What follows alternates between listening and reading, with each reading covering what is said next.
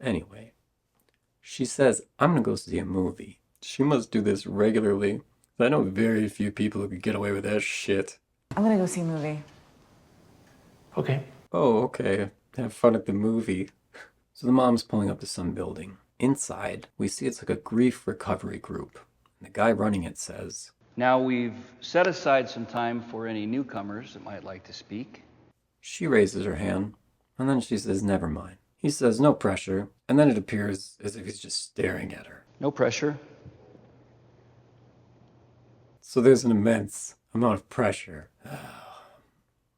And then we get a massive info dump to explain everything. She says, my mom was old. No shit. You're like 50. She had DID and dementia. And my father died when I was a baby from starvation because he had psychotic depression. My older brother had schizophrenia. And when he was 16, he hanged himself in my mother's bedroom. And of course, the suicide note blamed her, accusing her of putting people inside of him. So then there's a pause, and no one says anything in response to this massive trauma dump they just heard.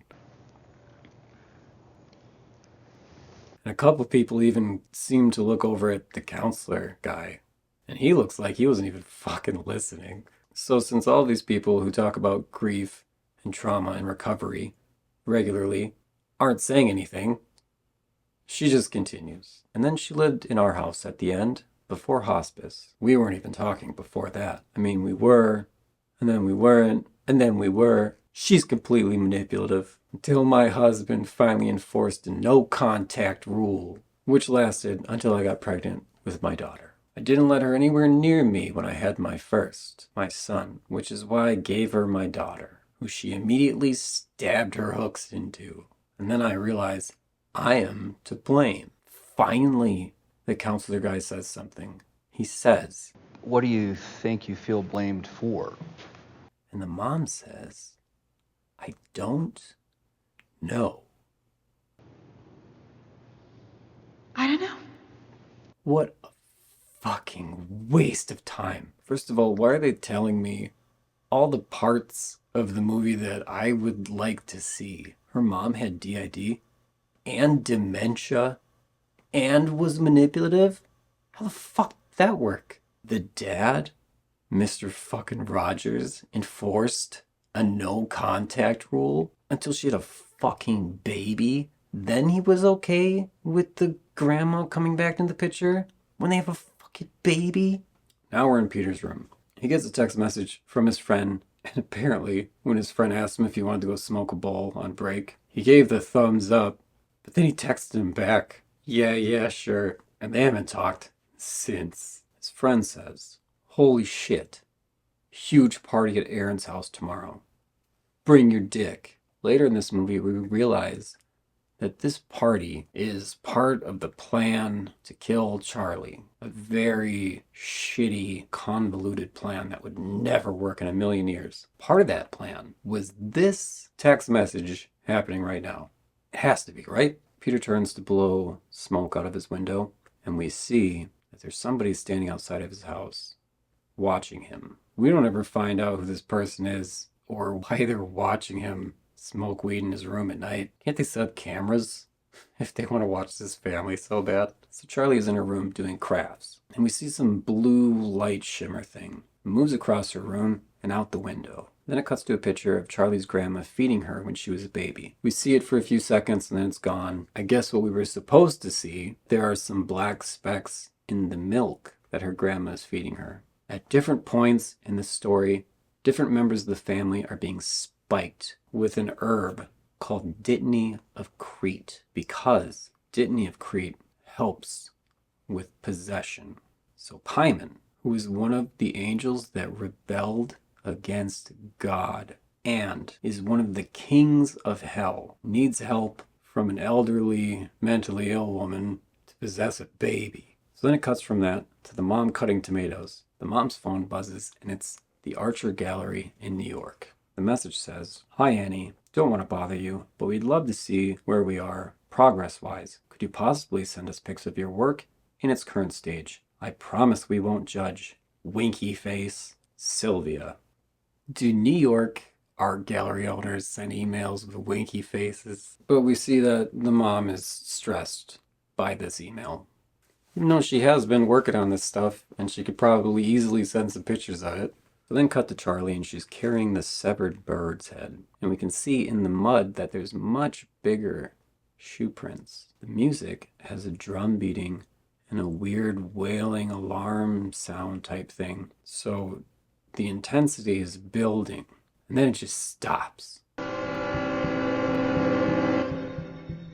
The music, though, takes forever to fade out.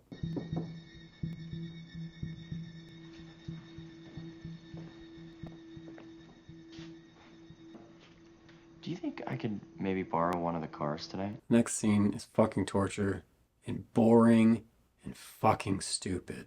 So we see the mom in her workshop. Peter walks in and asks if he can borrow one of the cars tonight. She asks why. Where are you going? Where are you going?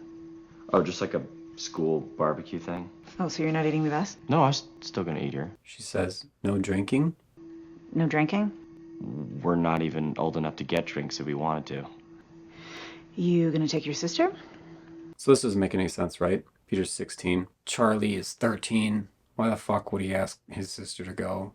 Fan theory is that because she suspects that Peter is going to be drinking, she makes him bring his sister so that he has to be responsible, which is going to make her go to a party where you think there's drinking and teenage boys. She'll be fine. Anyway, so Peter goes to look for Charlie. Can't find her in the house. Charlie's outside walking like a zombie, fixated on something. She stops. We see her point of view, and she sees an old lady sitting in front of or in a fire. I don't know. The music swells, and then Charlie clicks her tongue, and the music stops. Her mom comes running up and says, What are you doing? You some kind of idiot. You can't roam around with no shoes and no coat. and the thing is, if your kid sneaks out in the middle of the night and sleeps in the freezing cold treehouse, or goes outside without shoes or a coat on, at a certain point, it's your fault. You can't call the kid an idiot. You didn't even know she was fucking outside. She brings Charlie in and she says, you're going to this party with your brother. Keep in mind the mom's calling it a party. Peter never called it that. Charlie says, what party? The mom says, some school hangout with other kids. Charlie says, that's okay. She doesn't want to go. She tells Peter that Charlie is going. She's going with you. Great. He's cool with it. This isn't a huge cock block to him at all. Bring your dick and bring your 13-year-old special needs sister who's walking around outside without any fucking shoes on. So cut to Peter driving, and Charlie's in the back seat instead of the passenger seat for some reason. There's no conversation happening at all. They're just driving to a party in silence. By the way, we are 20 minutes into this movie. We're fucking only 20 minutes in. Oh my god.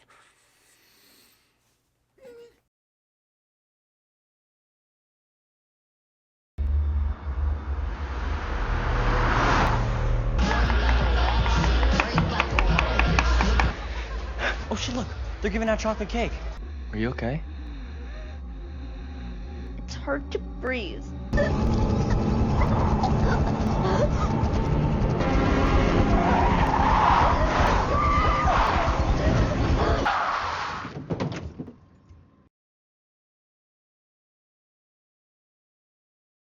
Peter's looking up a career placement website for some reason. Who the fuck cares? He's 16. Next to the career placement thing is like a Facebook type website, and it has the girl from his classroom with the butt. And I guess in some of the pictures, she's making gestures that could be interpreted as cultish.